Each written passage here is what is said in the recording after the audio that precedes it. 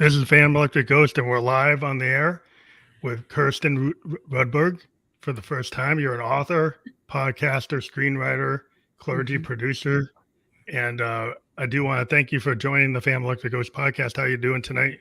I'm good. How are you? I'm doing fine. As everybody can see, we've got your link up there, bitesizedblessings.com. That will be fully clickable, so you don't have to worry about trying to type that. Yeah. Everywhere that we're published right now, we're on Facebook, YouTube, and Twitch. Once those are fully published, they're live right now. You'll be able to click through on that. In addition, you can see that listed on Newsly. We are a featured podcast on that platform. So folks who want to try that out for free for 30 days, they type in Ghost. They can listen to Newsly, where we're a featured podcast. Will be on there later tonight. And I do want to talk about today. We're going to talk about listening to the universe as kind of a focal point. And then we've got your link up there, and we'll let people know we're at episode 1048 with this episode, tracking that on Apple Podcasts since 2016. So thanks to all the folks who listen to us and watch us. But again, listening to the universe, that's kind of the topic. But before we get to that, one of the things I like to ask people is what motivates you and why do you do what you do? Oh, gosh. Oh, my goodness. Okay. Well, I have to say, as far as just being in the world and, the reason I went to seminary, I really desire to kind of help people make this world a better place, connect people. When I lived in Santa Fe, New Mexico, one of my jobs was as event coordinator at a coffee shop down there, a really large coffee shop with multiple locations. And my job was amazing. I got to bring in authors, bring in screenwriters, bring in poets, bring in musicians, and just design the entire night, advertise, get the word out, and support them. Get people to see them, engage with them they would not otherwise have exposure to, but really give them a platform to shine. That's one of my biggest motivators, is to help other people get heard or seen, or witnessed, or whatever you want to call it. I just love lifting other people up and getting them exposure. So yeah, yes. That's interesting. Kind of like what podcasters, what we try to do when we talk to the guests, like we're talking to you, is like we try to take people who are maybe they kind of like emerging talents, emerging voices, and give them a venue to speak what they're good at, what they know. Yes. And that's kind of what motivates me too. So it's the same kind of vibe. One of the other things we're going to ask you about is a question you like to answer, is like, who am I as a human being? Which is something, which is like a lot of people probably don't think about asking themselves that, but that's an interesting thing. I noticed that question, so I said, so I'm going to ask that. The shoe is on the other foot. I was telling, when I interview people for my podcast, I tell them, I thought the question about have you witnessed anything miraculous was the challenging one, but no, so many have said this question, who are you as a human being, really stumps them. And a lot of them really try to unpack it. Like what does that mean with other people, or my interior life, or who in the world, or my job, or whatever. And I just thought, gosh, I thought that was like the easy question, because in seminary, every new class you had to have a 3-minute bite about who you were. So I got good answering this question. My answer is I'm a third culture kid. I grew up in Guyana, South America, and in Lahore, Pakistan. And so my entire life has been informed by exposure as a child to a culture or cultures other than my own. And it has had such an incredible just effect on me, and it shapes every way I am in the world. I think it makes me more open to conversations with strangers, or entertaining different ideas, or maybe even just respecting and being open to having, conversation with people I disagree with. I would say that I'm an open person. I believe in generosity of spirit, even though I fail continuously at that, but I do try to practice. and just see the best in everyone, which is naive. I realize this. It's very naive. But still, and some days I'm grumpier than others and it's harder to do, but I think I try to see the best in everyone. Like I believe in people. And so that's a central kind of tenet of my life. That's really interesting to have that kind of worldview because a lot of times today people are like in like one camp or the other. Everything's like black and white, yin Yes. and the yang. It's like there's not a lot of crossing over. I'm a Oh, child of the '70s, and in a child of the '70s, it's like there was a lot more kind of like cross genre, cross mhm. idea. Like there's, the Beatles got into, Yeah. the things they got into, which weren't necessarily Western philosophies. They got into these Eastern philosophies. Yeah. George Yeah. Harrison was getting into, playing like a lot of Indian based philosophical concepts. The whole band was being driven by Eastern, mysticism. Yeah. And that was more acceptable where you have people now today will say, well, I can't even do that because I got to stay in my Yeah. paradigm. I can't think outside this box. And then they make judgments if anybody's outside that box. So it's like I try to live more expansive, Mhm. which means that you have a mindset where, like, if somebody's a Buddhist, if somebody's a Hindu, somebody's an atheist, or somebody, whatever. It's like I'm not gonna go and say, well, I can't talk to them. Yeah. It's like, but if you put up walls like that from the start, like where's the world gonna go? Yeah.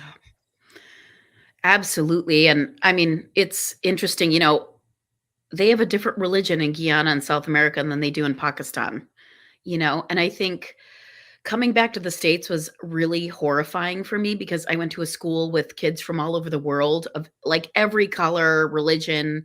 We were all in that school. So I grew up playing with every kid under the sun. And then my parents moved me back just outside Chicago. And all of a sudden I was like in middle America, everyone was white. And the concept at that time, because I'm a kid of the 70s too. Well, we came back to the States in the 80s. I'd never understood that what you brought in your lunch at that time, it was like Velveeta cheese slices, like what you brought in your lunch was a status symbol. Jordache jeans was like a status symbol. Izod shirts. I mean, it was DoorDash. such a weird world for me. And the Yeah. transition was really depressing. And it just, I think it horrified me. And because of that, I had to repeat fourth grade because Oh the wow, it's hard. social, yeah, it was super challenging. Just the shock Yeah, and the the cultural horror. shock is like reverse cultural. I can give a little story. My daughter grew up in Japan. I lived in Japan, and she went to a Japanese preschool and a Japanese kindergarten. And so Cool. when we got home, she was like in first grade, and she had never been in an American school. She had been in a Japanese school that was an international school. So she met people from all over the world, and so her school was super diverse in Japan. By the time we got back to the US, came back to Connecticut, and she was in this like suburb, and it was like nobody looked like her. There's hardly anybody from any other culture. And she had like the reverse kind of cultural shock because she was used to like hearing Japanese. She's used to, Yeah. hearing English both at the same time, other languages too. And it was all just one way. And she was like, why is it like that? It's hard for her. It's like it took extra tutoring to kind of Yeah. get through, Yeah. Yeah, it wasn't until I started seminary that I realized, oh my gosh, I think, coming back to the States and being shoved into middle America and just, I kind of sometimes laughingly call it Stepford, like my life became Stepford, the Stepford Wives, but I was a kid. Just being thrown back into that world. Was the first time I felt like my heart was broken as a kid because Mhm. I knew none of the social constructs. I knew none of the culture. I knew nothing. And the Mhm. kids made fun of me. It did not help that my mother sent us to school in clothes that we wore in Pakistan. That did not help. Yes, Um, I can aware. but the kids were ruthless. And I just thought to myself, Yeah. this is the Yeah. worst. Well, the bullying kind of thing that people think is acceptable. I remember being a child of the '70s and some kid told his dad at the bus stop he was gonna beat me up.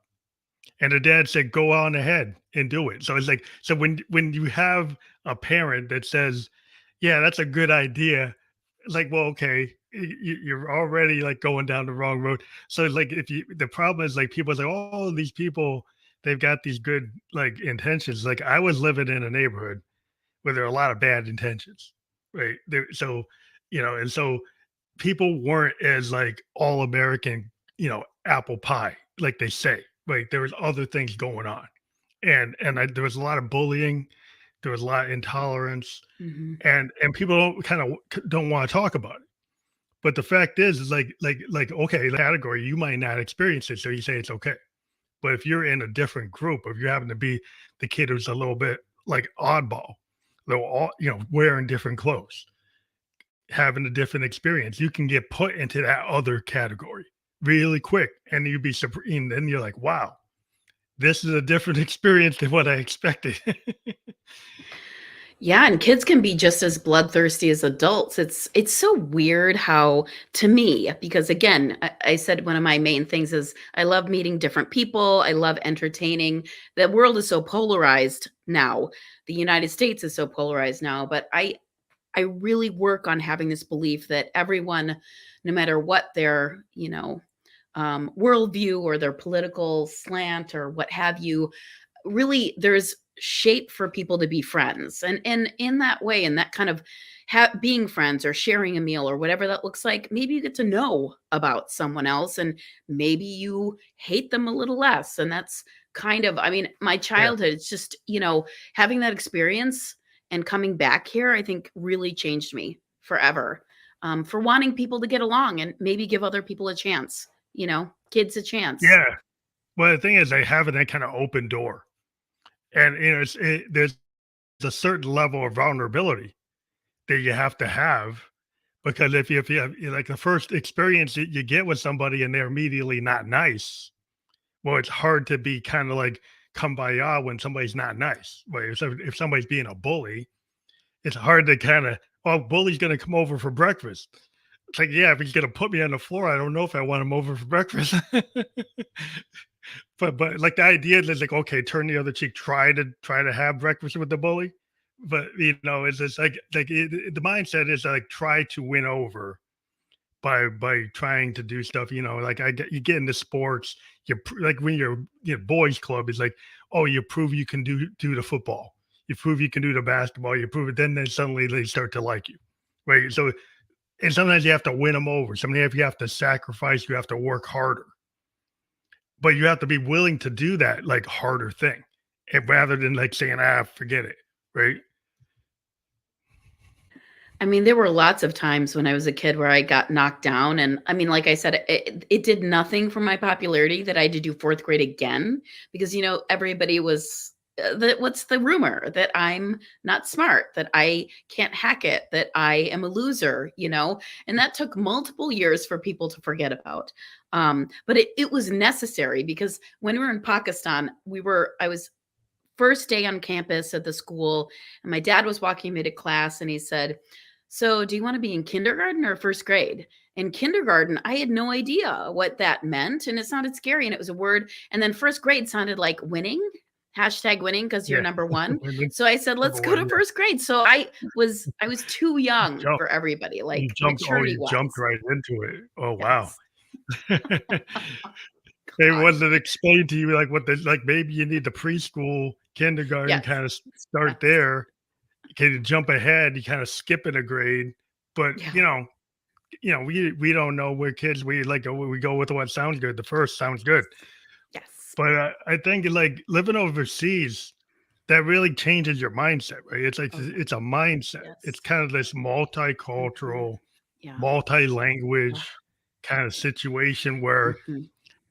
I think it's really important if you're in Europe or if you're in Mhm. Asia, it's Yeah. very common that people know multiple languages. When I was in Japan, I ran into Europeans. They knew Spanish, they knew German, they knew English, and some of them knew Japanese or they knew Chinese. But in America, it's like a badge of honor, like not to know other languages. I don't understand that. I mean, there's just such this um a little bit of a self-absorbed, self-aggrandizing attitude in America where, I've worked in lots of restaurants and cafes, and there are a lot of Latin American people working there, a lot of Mexican people there, they invariably know 2 or 3 languages. And, the idea out in the world, or this thing that's being floated in society, that immigrants are idiots, they're stupid, they have nothing to give us, they have nothing to contribute. I'm like, these people speak 2 or 3 languages. Why how on earth do you think that you're smarter than them? Because they can go many places in the world and be fine. You can go, you won't be able to speak to anyone, and you're going to starve to death potentially because you don't know how to ask for food. And I just don't really ascribe to the idea that you can, first of all, pigeonhole or label millions and millions of people in that way. But also, I think knowing another language is so beautiful. It's such a beautiful thing because it shows respect for the culture that you're Yeah. learning. And by the way, English is harder to learn than Spanish. And so for every Mhm. immigrant that speaks English, they've already done some sort of Olympian task that we as native English speakers can't even imagine at all. And so we have the easy. We get the Yeah. easy end of the bargain. French, Spanish, not as hard as English. So, Yeah. It's just what I found when you learn other languages, you learn like a different mindset. Like if you think about the Eastern mindset, like Japanese, Chinese, other languages from the East, the fact that they use like symbols, like hiragana, katakana. It's kind of like Middle Eastern languages. They have it more symbolic. They're kind of older.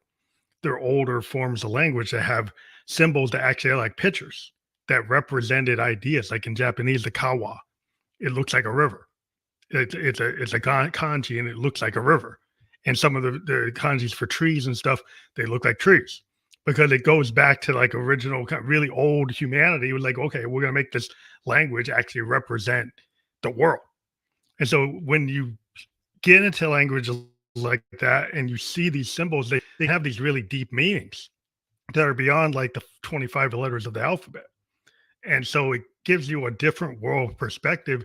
And it's kind of ignorant not to understand how deep that can be and how much you're actually probably missing by not understanding those things.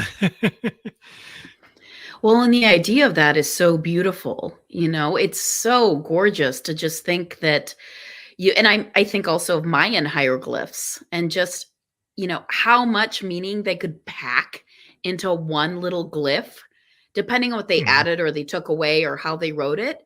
And it inspires me that humanity has such a capacity for creating new things, for communication, for just getting ideas across in all sorts of gorgeous ways. It's very That makes artful. me get up in the morning. It's like very artful. I mean, when you look at some of Yes. the hieroglyph, Yes. it's like art. Yeah. Like my daughter Yeah. was learning how to do hiragana, katakana, and Mhm. kanjis. And Ah, she ended up becoming a graphic artist because as a preschool or kindergartner, the first thing she was taught was these Japanese and Chinese kanjis and ah, katakana, hiragana, and the Japanese share a bunch of kanjis with the Chinese, like mhm. 2,000 characters are shared between both languages. And when you start, it just gave her this visual artist Yes. perspective that she still Mhm. has like a Yeah. Shinto culture, Asian like affectation to her work that allows her to do certain brushstrokes that are very Eastern style, right? Compared to a Western style artist. And it was a gift. We looked at that like our experience there, the knowledge transfer was like, it was coming a lot from the East. And it gave her a perspective. It gave me in business a different mindset, like the Japanese business mindset of Mhm. like zero defect and kind of the honor of like the Bushido code. And there's a lot of different cultural aspects of things Yeah. that you can learn from other cultures that can Mhm. can Yes. aid and give you a lot of insight for your life. So to just immediately push down other cultures as being like inferior is not Yeah. a very I don't know, enlightened way. Though we talk about the enlightenment, well, you need to Mhm. kind of get re-enlightened. Right. No, no, absolutely. And, I was really lucky because as a kid, I mean, I traveled everywhere because of my parents and my father's job, which was building massive hydroelectric engineering dam projects for developing countries. And, so I went to the Maldives when I was a child, Bangkok, Bangladesh, which is not on everyone's tourist vacation Mhm. spot, Kashmir. And so as a kid, you get to see how gorgeous this world is and Yeah. how different and varied and how nature is different everywhere and just how breathtaking it is. And by the way, what different churches and temples and houses of worship look like. And you run into strangers who are always the most kind, wonderful, loving human beings. And so when you come from a world like that where everything's just so generous and gorgeous and accepting, and you come back to the States where everything's kind of locked down and you have to wear Jordache jeans and otherwise you're made fun of, it kind of like rocked my world. So I'm a huge fan of learning other languages.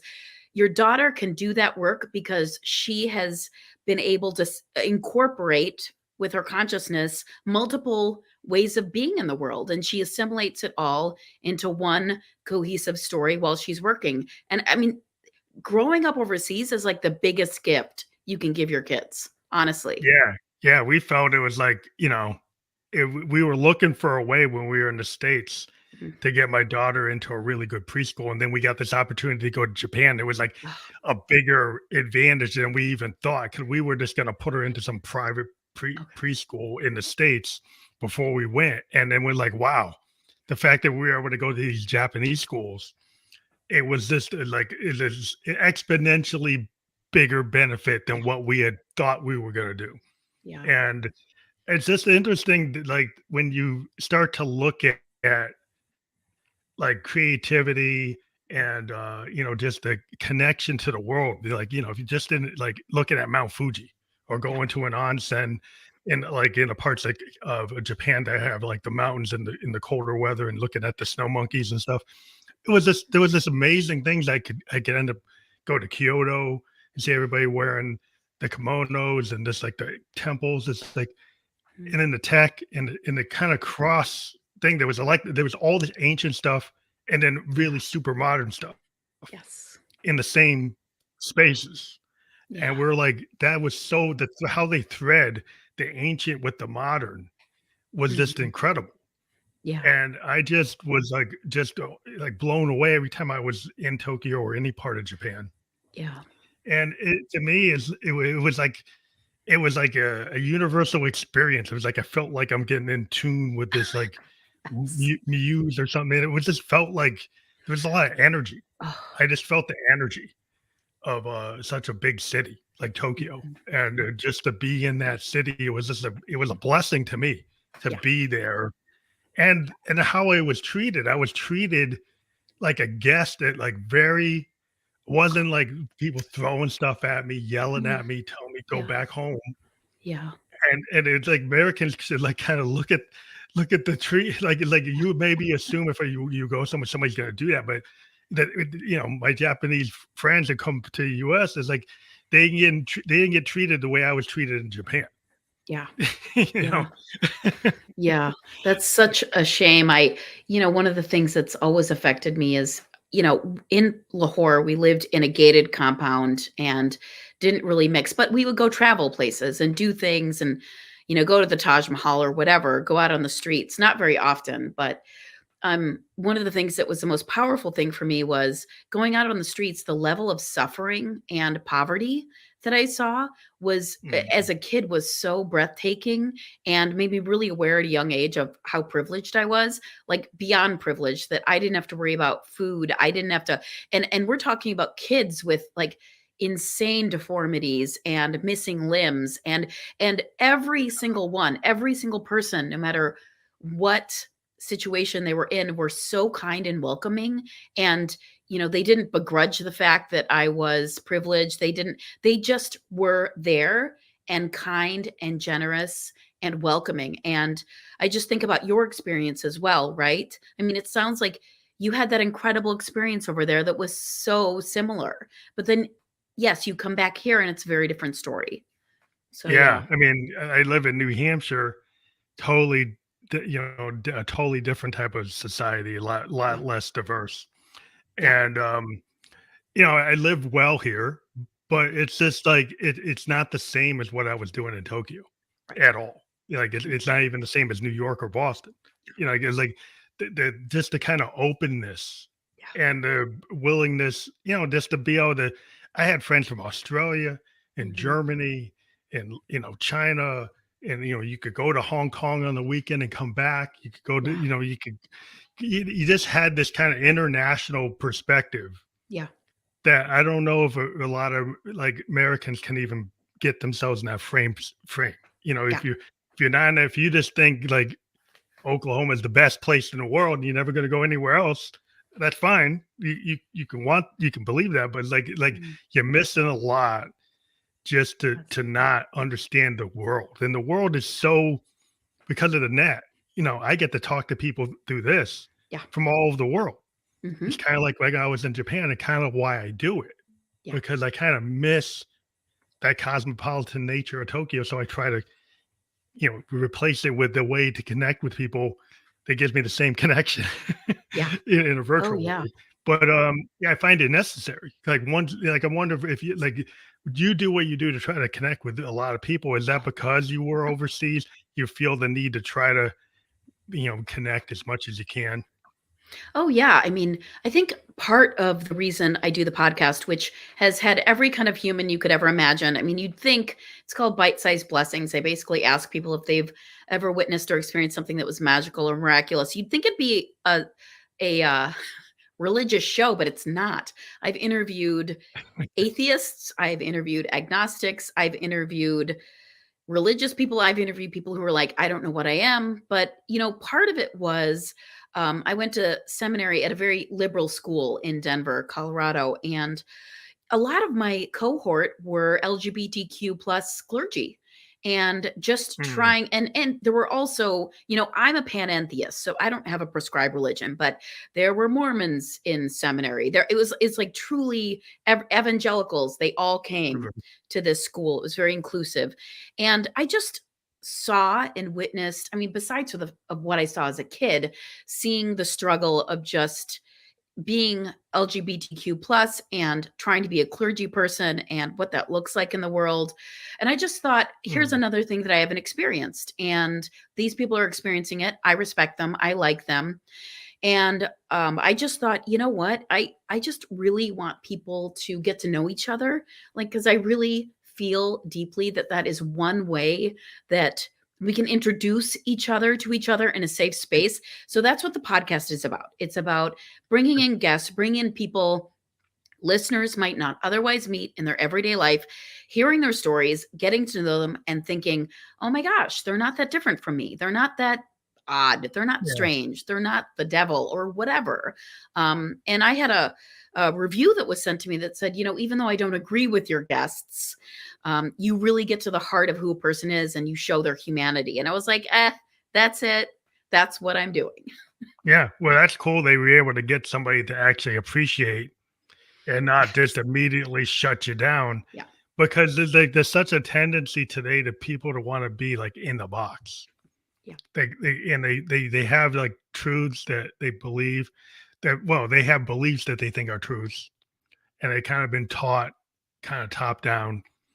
And what I've always been into is like the kind of idea of like Socratic thinking or kind of holistic thinking, which means like you challenge your biases. You challenge what kind of like a scientist keeps on testing something until they break the theory.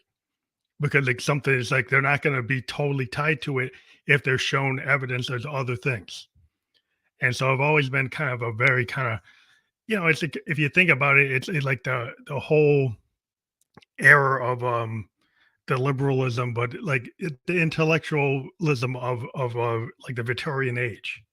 When you had the Shakespeare and the Victorian poets, and you have all these people who are pushing like boundaries. They're going to like the bleeding edge of things and kind of challenging things, challenging art, showing the human figure, doing more.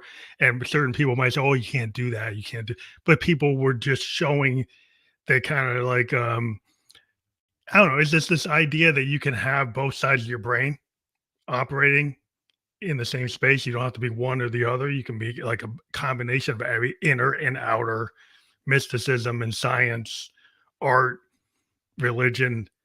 Why not? Absolutely. I love reading history. And so one of the historical, this has happened a couple times, since Christianity and Islam and Judaism appeared on the scene. But there was a period during around the year 1000 that there was a time of relative peace. And in Europe, Christianity, of course, was prevalent, but the Moors and Islam came in as well. And then there was a big Jewish enclave in Spain. And it was peaceful. People got to be their scientific selves, whatever that looked like at that time. And by God, if they didn't have like a period of fecundity and like discovery and revelation about the world, scientific discovery, just conversation, because nobody was trying to kill each other. They weren't all hating on each other. And I was just like, oh my gosh, this is what happens when people get along. Like, this is what happens when people Yeah. get over themselves and like work with other people. We have these leaps and bounds in like knowledge and creativity and art. And so I just really want that to happen again. Yeah. It just seems like there's a balance of power that gets tied to sometimes major religions.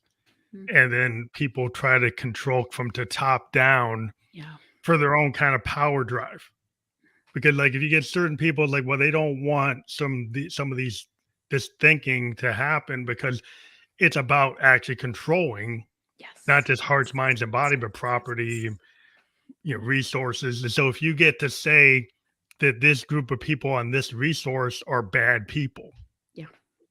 because they are in the wrong religion, then you Mhm. can justify taking it away, which has always been kind of like the human behavior. Like if I need this water, or I need iron ore, or I need this, then I'm going to take it and I'm Yeah. going to justify the reason to take it because these people are not good people. And then I Right. can tie that to something. And it's always like, it's kind of Machiavellian. He's like, there's a reason why you're going to war. You gotta hate somebody. Well, how do Yeah. you hate somebody? It's easy to go and just tag them as, oh, they're a bad person Yeah. because they don't believe what I believe. Yeah. And it takes a little bit of like critical thinking. They say like, why should I do that? Should I just blindly do what the top dog tells me to do, or should I say like, well, why would I do that? Well, like they take sometimes it's it seems simple, but sometimes it's not so simple Yeah. to sit down and think it out Yeah. because the kind of world has a pressure to make you not want to sit down and think it out. Oh, for sure. Oh my gosh. I mean, I sometimes I joke. I mean, TV, media, TikTok now, not Facebook. I love all these platforms, use judiciously, but I do think these kind of time sucks, these things that kind of have us all kind of addicted, they're soporifics to like Mhm, help us shut down. It helps shut down our critical thinking. So we're mhm, endlessly going back to being entertained. We're endlessly chasing that high of something new or hilarious or seeing the latest video. And it distracts from us being like critical, grounded, intelligent thinkers in the world because that takes work, you know? It takes yeah. work to actually figure things out for yourself. And so while I love sci-fi and fantasy and love all that stuff, I also think to myself, you can't stop, don't get addicted because you have to be in this world. You have a bone to pick with some things and We should you try to be gotta, present, yes, and I think it's just being present and diving into reading and reading comprehension is kind of core yes, to me. Because I mean, I went to a liberal arts school. I went to Bowdoin College, and the Socratic method wasn't just taking like a multiple choice test. It's like a blue book. And you got to tell the professor in your own words what the concepts were without saying it's A, B, C, D. No, you have to write it out. You have to think it out. You have to make an oral argument in front of the professor sometimes. And I think we've lost that because people just want to go do SAT kind of multiple choice. Did you really learn it? or did you memorize things? Are you able to actually take something and put it in your own words and take that theory and put it into practice with your own examples?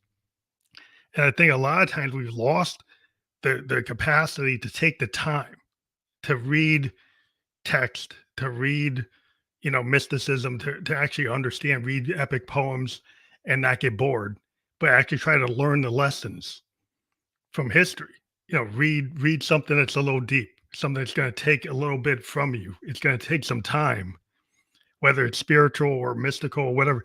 Just take the time to kind of understand the lessons, understand what it's trying to say. The fables is like there's a lot of beauty in it, and if you can understand it and not just be dictated to understand it, but kind of understand it from your own time you put in, not that somebody told you what it means, but you actually go and kind of derive what it means.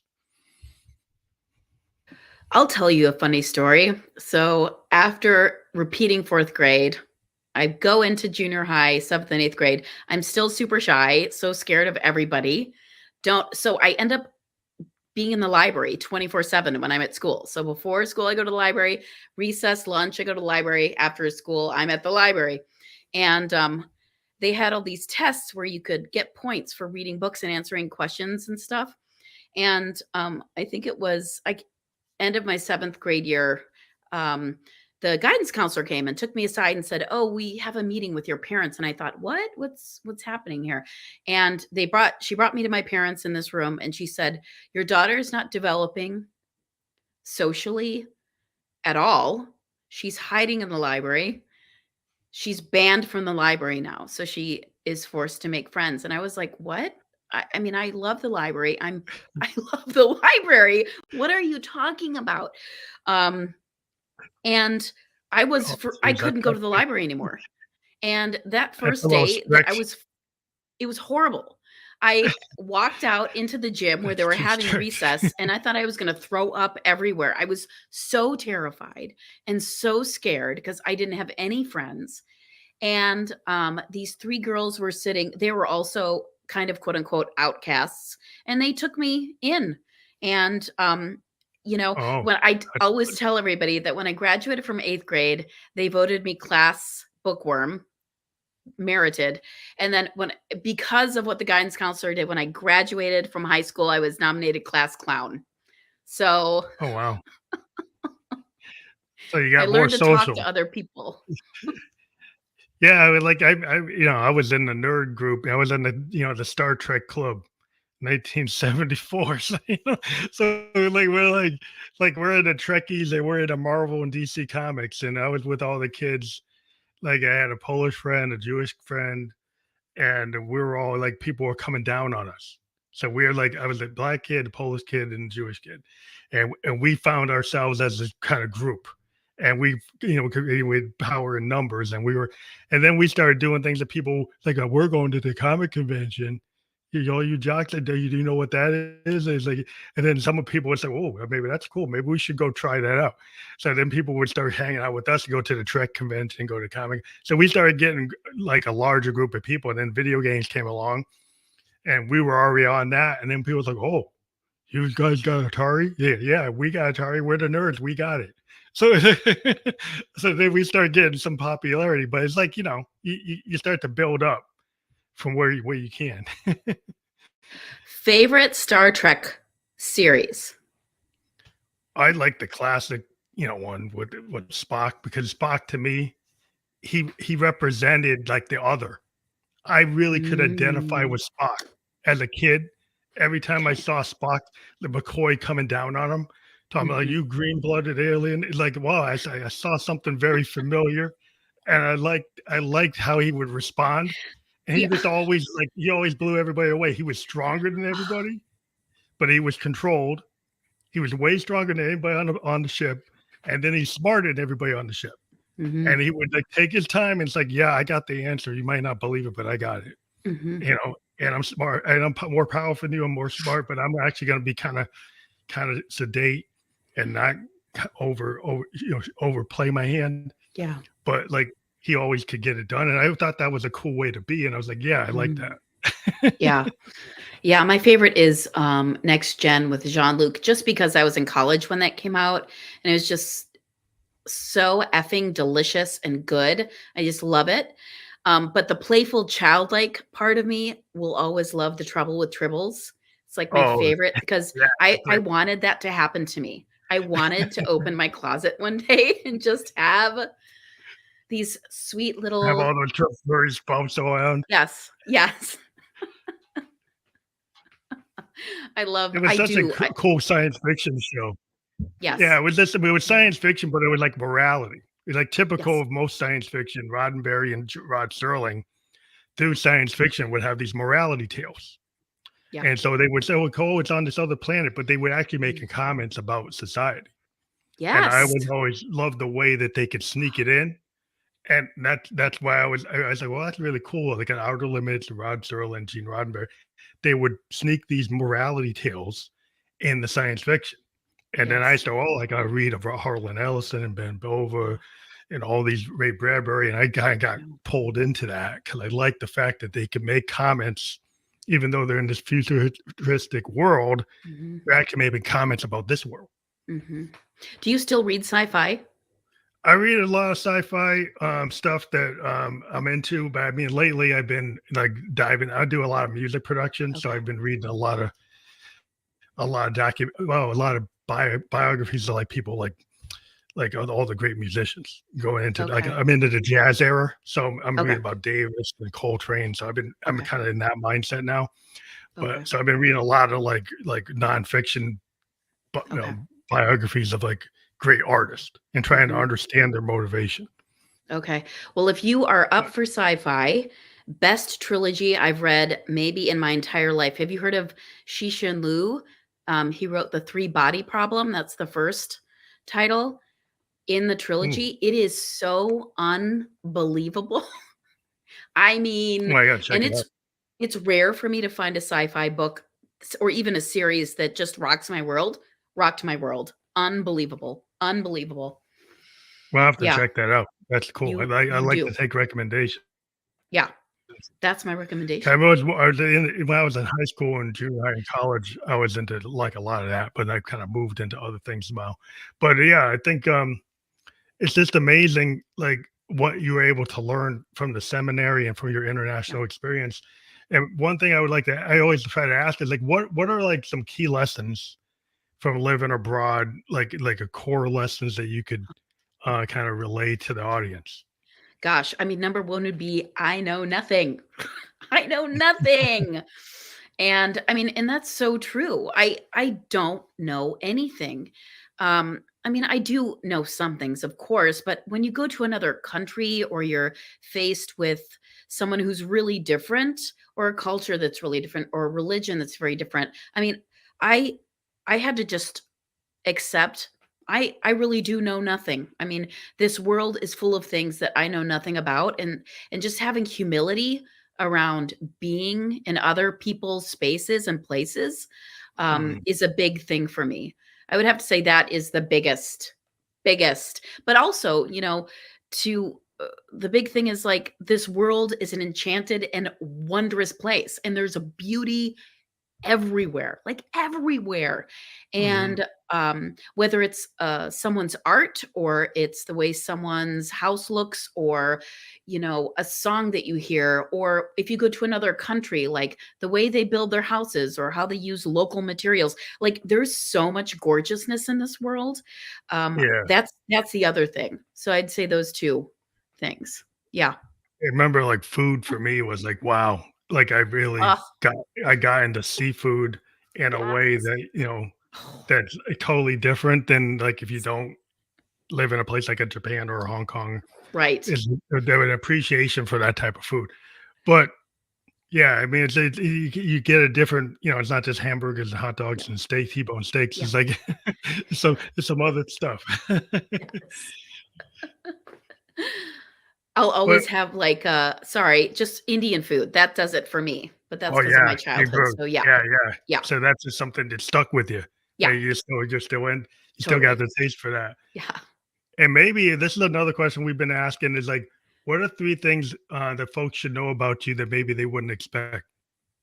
Oh gosh. Well, I'm an author. I'm rewriting the Peter Rabbit book series, which I love Beatrix Potter. She's super subversive. A lot of people don't understand that. But I Mhm. with today what's going on with the environment and intolerance and like in general sweatshops, human trafficking, I just wanted to rewrite the stories with a little bit of a science fiction slant, which you'll Mm. is going to be it's a 13 book series. As it progresses, you'll understand that it has a little bit more of a sci-fi bent. The first three have been published. I'm actually really lucky. George R.R. Martin's bookstore in Santa Fe is carrying the series. They really like it a lot. But it more forcefully engages with environmental degradation, with, just bulldozing whole forests and rainforests, human trafficking, sweatshops, as I said. So I'm just making it more overt. I'm also a screenwriter, so Well, that's I'm a cool. writer. Right. I have a really fun series on YouTube called Murder of Two, which is about two crows sitting on a line observing humanity. Every single episode's about 2 minutes or so long because I really like the short, tight form. I love writing. And I think, being in the library as a kid for all that Yeah, time to be an helped me author. to, I learned how to write, which was Yeah. a huge thing. But the other thing is, I hate being up in front of people and speaking. It makes me physically nauseous. So, in seminary for my internship, one of my growth curves was learning to get comfortable in people because the idea is that you're supposed to like give sermons and stuff. And I did one for the UU Church in Santa Fe, and I was having arrhythmia the entire time. I couldn't wait.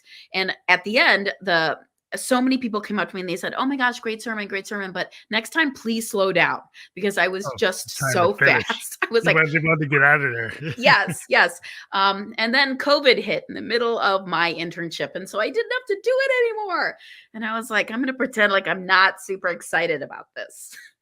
But do you find doing like the public speaking through the podcast or through the way we're doing it right here that you don't get that anxiety when you do it this way? I don't, it's so much easier and I don't know why. Oh, That's interesting because you can actually reach a lot of people through these types of platforms, but it doesn't have the feedback that some people I've run into, like musicians, yeah. hate this kind of format because they live on the crowd. Because Oh, they like to do performances and get the immediate feedback of the room. okay. And Got this it. type of thing doesn't give you that immediate feedback of the 1,000 people in the seats. Yeah. I But get that that. I get to a that. person who's more sensitive to that, Yeah. you could do without that, and you feel better when you don't have that. But Right. there's certain types of people that kind of need that. They kind of live Yes. off of that, and it's always found it interesting. The kind of dichotomy is like there are people that can thrive on Yes. these kind of platforms because they find like, wow, I'm not getting that feeling like I did when I went to student assembly or I Yes. tried to give this speech. And now I'm like, I'm trying to run away from second one on the mic. I'm like trying to get off the stage. I'm like, run away. I forget, what is that? Monty Python, one of his movies where he's like, run away. That's me. I'll be running away. It's so much Yeah, it's easier. really It's cool. like Yeah. hiding behind, I don't think I'm hiding, but it's like hiding behind the camera, hiding behind wherever I'm recording. It's just a total difference than getting up in front of, I don't know, 100 people and having to give a sermon. Ugh, yuck. Yeah. And you have so much control now now you can have these live things where you could be interacting with people on a seminar or a Yeah. webinar. It can be live. And it just gives a lot of opportunity to have these voices heard, to have your voice heard. Yeah. And I think it's really cool that you're able to kind of, actualize and Yeah. be who you want to be Yeah. without having that frame. Because if we Right. can have these other frames, Yeah. and that's just like the openness of the tech that allows Totally. us to be here. Yes. I love it. So I guess another question that's interesting is like how to maintain hope in a world that's fractured. And we see it, if you watch the news, you can get totally disenchanted and you can get real upset Mhm. and you might not see a lot of answers, but to have a different that, to have a mindset where you're not getting overwhelmed Yeah. by the bad news. Absolutely. I mean, one of the things I do, I just call it like tending to my heart because I have a really deep feeling heart that is sensitive to a lot of things, and I realized a long time ago that play, like I still want to be a kid and have fun and play. It's like so essential for me. And so uh, thus being with friends or watching an incredible movie that I loved and watching it again, but also online like Instagram, there are just incredible artists out there that I discover practically daily who do the sweetest, most gorgeous, incredible art. And that kind of reminder every day that there are people out there innovating and doing incredible things and bringing beauty to the world helps me so much. I need to do that. It's like every day dipping my toe into the well of beauty that humans are bringing to the world. That helps me. Reading a good book helps me. Hmm. Um, Finding new authors who are doing incredible things with the written word, that helps me. And it's kind of, I mean, I'd have to say beauty. Meeting someone who's an incredible human being and is enchanting in their own right, that helps me. It reminds me every day that there's gorgeousness in this world and that maybe I should not read the news because it's kind of negative a lot of the time. Well, And I yeah, know, yeah, yeah. but they kind of make money off of Oh, pushing yes. like the most extreme examples of humanity is kind of like their filter. And once you realize, like, like you said, if you get up in the morning and you're happy just to hear the birds, you look out and say, wow, this is a beautiful New Hampshire sunrise. I mean, this is a really, walk in the pines in the Merrimack River. I'm like, wow, that's worth being here. Just to walk mount, go on a hiking trail and just be in the world. Yeah. It's a blessing to be able to get up and do that. Yeah. And that's free. That doesn't cost any Yes. money. And then the other thing, like you're saying, when you see these emerging artists Yeah. who throw their work into the world, Yes. and like that vulnerability is what I always, as a producer, I'm not so much into people cloning what already exists. Yeah. I've always tried to push people to show me what, like, you're scared to show with people, Yeah. because I want to see who you are. Mhm. And show me you can sing a Taylor Swift song doesn't show me who you are. It shows me you can do that, but she Yes. already does it. I'd Yeah. rather hear you do something that's you. And Yes. so that's harder for people to do. And some people think that, oh, they need to do whatever's popular. But it's like, if you can show up as your unique self Yeah. with your vulnerabilities and your kind of just everything that makes you you, Yeah. that to me is like, that's the real humanity Yeah. of why I like art, Mhm. because it's like I don't know what to expect, and I'm kind of looking for something, you know, that I never seen before, Yeah. and that's or heard before. That Yeah. is not the remake of a movie I've seen 10 times. It's like I'd Yeah. rather not do that. You're like you're just a huge fan of sequels, aren't you? You know, you love Not them. so much. Like, where's the original thought? And I don't need to see another Hitchcock film because Hitchcock already did them. Yeah. You know, Yeah. show me something new. Show me Right. something, a different perspective. So there's so many people just, I understand that we live in a world where, like, tried and true is easier than never been done. Yeah. And you probably get funded for tried and true more than never been done. But Yeah. it to me is more exciting to see than never been done. Yeah. I mean, I think it helps all of us understand that so many people see the world in ways that we can't even encompass with our own minds. And it's exciting to know that the world can be seen in so many different ways and that there's so much potential in so many human beings to just observe things and then channel them into whether it's a song or a piece of pottery or a painting, just how they interpret the world or how they experience it.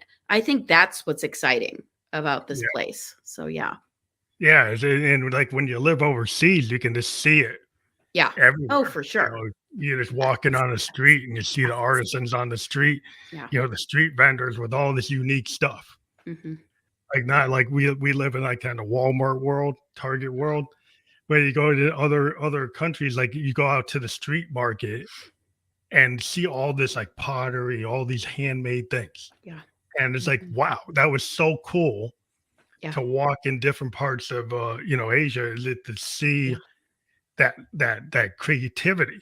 Mhm. And we can see it, if you go to your local downtown and see the farmers market, there might be somebody doing something like that. You support the Yeah. kind of local people, the kind of Main Street, which has been going away because there's certain people don't like that. They want to turn everything into the corporate world. But yeah, it's we trying to get the Etsy model rather than the other model, like the handmade model is the online version, which is cool. But yeah, it's like there's a way to still do that in the modern world. Absolutely. I'm a fan. I'm right there with you. That's I'm cool. there. So your podcast, being a podcaster, like how long have you done your podcast? Oh gosh, like a little over 3 years. Um, I mean, I tell everybody because so many people ask me, "Hey, how can I start my own podcast?" And I did not expect to be at like episode 153. I had no idea what I was doing. None. So much so that like the first episode took me about 24 hours to produce. Now it takes me like 4 or 5 for each week.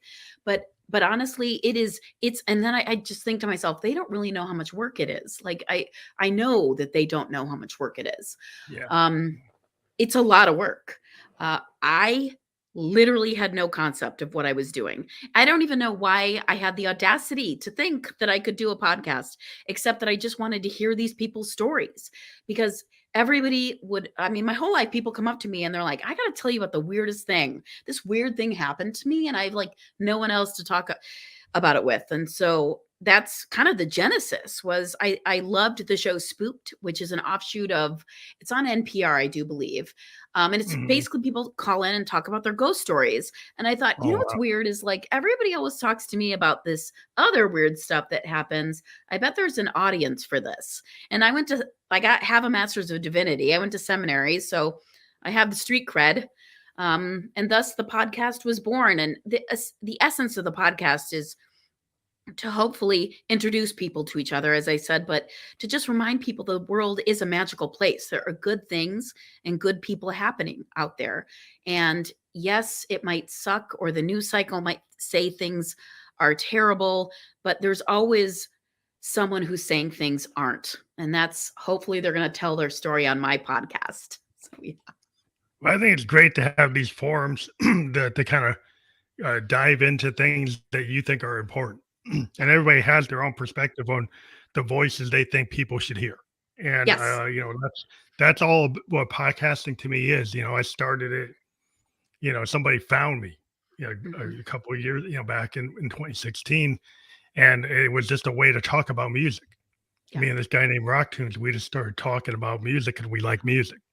Okay. And then we expanded it to talking to other artists, and then we went and said, well, poets are artists, photographers are artists, filmmakers are artists. Well, let's talk to everybody in that frame. And then we said, well, all human beings are creative, so we can talk to therapists and Yes. coaches and philosophers, and we just thread the needle and say, all humans are creative. So why don't we kind of have this expansive idea of talking to emerging creative people that should be listened to? Hmm. So that's kind of our open forum that started with artists and Yeah. then branched out to feeling like everybody has that creative spark.